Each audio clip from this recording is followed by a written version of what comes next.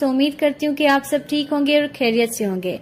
तो दोस्तों, मैंने पहले एक वीडियो बनाई थी 10 फंडामेंटल्स के ऊपर, जिसमें मैंने 5 फंडामेंटल्स जो होते हैं, जो इन्वेस्टर के लिए जानना बहुत जरूरी है, उसको समझना जरूरी है इन्वेस्टमेंट से पहले, वो बताए थे। और अभी जो नेक्स्ट 5 है वो मैं आपको बताने वाली हूँ, जिसके फर्स्ट नंबर पे है पीएटी, प्रॉफिट आफ्टर टैक्सेशन। ठीक है, जिसका अगर आप किसी भी कंपनी का प्रॉफिट आफ्टर टैक्सेशन देख रहे हैं इन्वेस्टमेंट करने से पहले, तो आप ये देखें कि कंपनी का जो प्रॉफिट है वो हर साल 25% से ग्रो हो।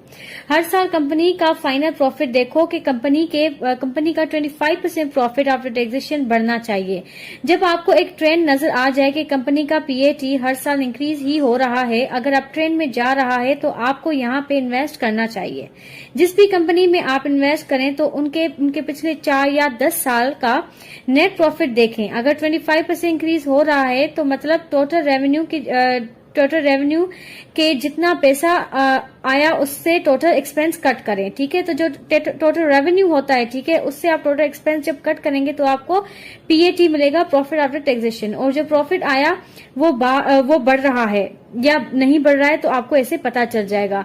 तो वैल्यूएशन क्या होता है कि it is the slab of earnings. Total profits आपको चेक करने हैं भैया। प्रॉब्लम्स ये आती है कि शेयर मार्केट में आपको लोग सही से नॉलेज नहीं देते, सही से आपको बताते नहीं है। खास करके जो इन्वेस्टर्स होते हैं उनको सही से पता ही नहीं चलता कि वो किस कंपनी में इन्वेस्ट कर रहे हैं, क्योंकि उनको बीच में क्या होता है कि कमीशन आती है, 2% आपको ब्याज मिलता है। इस चक्कर में आपका पैसा इधर का उधर वो लगवा देते हैं और वो ऐसे नहीं करते कि आपका पैसा बस एक जगह पे रख के आपको सुकून से बिठा दें। ठीक है, उनको 2% ब्याज चाहिए होता है, कमीशन जो खाते हैं। ठीक है, तो वो आपको आराम से नहीं बैठने देते, आपको सुकून से नहीं बैठने देते, आपसे मींस ट्रेडिंग करवाते ही रहते हैं।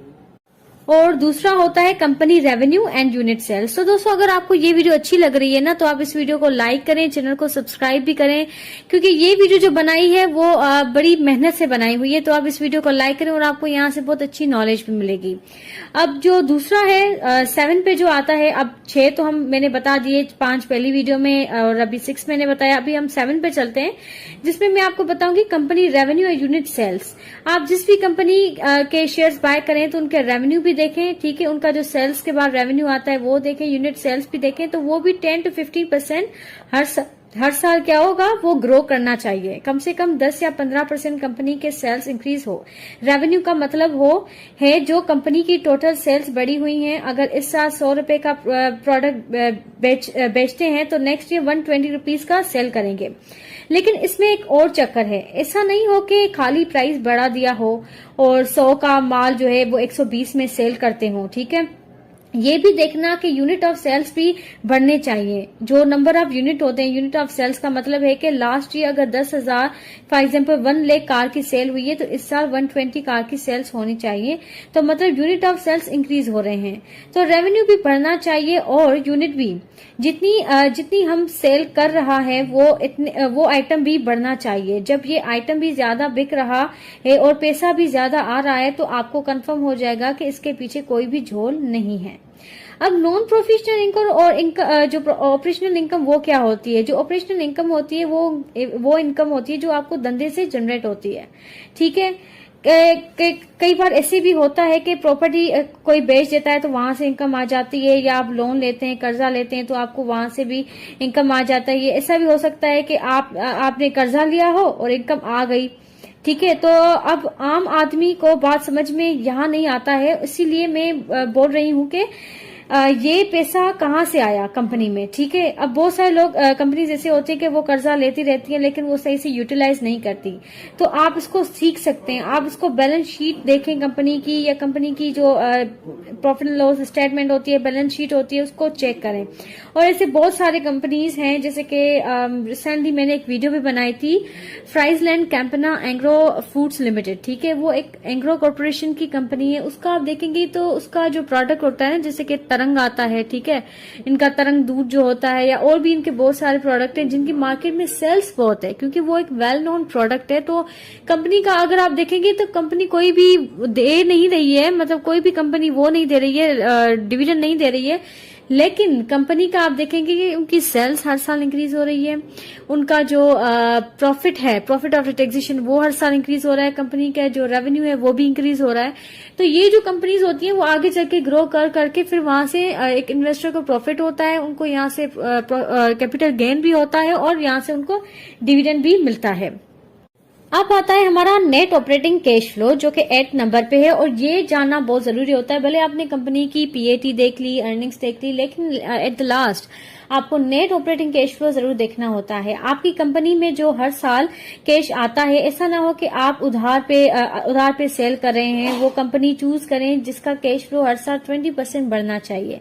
नेट ऑपरेटिंग कैश फ्लो का मतलब है जो बिजनेस से कैश आता है, इसको बोलते हैं ऑपरेशन का कैश। कंपनी में कैश 3 तरह से आता है, सेल्स और इन्वेस्टमेंट। आपने अपने एसेट बेच दिए, ठीक है, आपने अपनी कार बेच दी, बिल्डिंग बेच दी या मकान बेच दिया, तो भी कैश आ गया। लेकिन तीसरा होता है एक लोन, ठीक है, आपने लोन ले लिया तो भी कैश आ जाता है। लेकिन मैं जो यहाँ पे बात कर रही हूँ ना, वो किसी भी बिल्डिंग की लोन की बात नहीं कर रही हूँ, बल्कि मैं बिजनेस से जो जेन्युइन कैश जनरेट होता है उसके बारे में बात कर रही हूँ कि उसको हम ऑपरेटिंग कैश फ्लो कहते हैं, ठीक है। तो इसमें कोई लफड़ा नहीं। फॉर एग्जाम्पल किसी भी कंपनी का अगर ऑपरेटिंग कैश फ्लो इंक्रीज हो रहा है तो उसका मतलब ये है कि इसमें कोई लफड़ा नहीं है, तो इसको चेक करना चाहिए। बट मैं आपको एग्जांपल देती हूँ कि एक कंपनी है, उसका नाम XYZ कंपनी है, जिसका रेट 2017 में 4000 था और 2022 में इसका 5000 चल रहा है।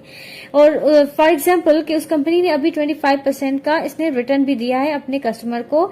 इसका net operating cash flow 3000 crore था और अब जो उनका 3600 करोड़ हो गया है। तो जो अच्छा कैश फ्लो मेंटेन हो रहा है, देखो 3 अलग अलग चीजें होती हैं, CGP होती है, एक C for cash, G for growth and जो P होता है, P का मतलब होता है प्रॉफिट। फाइनल बचता कितना है, ये ऐसे भी हो सकता है कि कैश तो आ रहा है लेकिन सेल नहीं हो रहे, तो ग्रोथ नहीं हो रही। या हो सकता है कि आपके पास कैश भी आ गए और सेल भी बढ़ गया, लेकिन आपको मुनाफा नहीं हो रहा है क्योंकि सही दाम में नहीं मिल रहा बाजार से।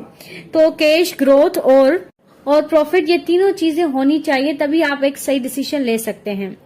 और हमारा 9 पे आता है रिटर्न ऑन कैपिटल एम्प्लॉयड। अब जो रिटर्न ऑन कैपिटल एम्प्लॉयड वो होता है कि लोन, जो हमने लोन लेते हैं और हमारे पास जो शेयर होल्डर्स का फंड होता है, इसको मिला के हमारा कैपिटल एम्प्लॉयड बनता है। फॉर एग्जांपल 50 का मेरे पास लोन है और 50 की मेरे पास शेयर होल्डर से लिया हुआ है, तो जो मेरा 100 रुपए जो जनरेट होता है उसका मैं बिजनेस स्टार्ट करती हूँ और उसपे मुझे 20 रुपए का प्रॉफिट भी हो रहा है, मतलब मुझे 20% का प्रॉफिट ऑन कैपिटल एम्प्लॉयड हो रहा है। ये 20 रुपए से ज्यादा होना चाहिए हर साल। कर्जे का पैसा हो या शेयर होल्डर का पैसा हो, दोनों के पैसों को जोड़ दें, फिर दोनों को जोड़ के अगर वो 1 लाख है मेरे पास, तो 1 लाख पे मुझे 20,000 रुपए ऊपर से फाइनल मुनाफा साल के एंड में होना जरूरी है। अगर इतना भी नहीं हो रहा है तो इसका मतलब क्या है कि इन्वेस्टर के पैसे से खिलवाड़ हो रहा है, मींस उसके साथ गेम खेली जा रही है, उसका इस्तेमाल जो है वो सही नहीं हो रहा।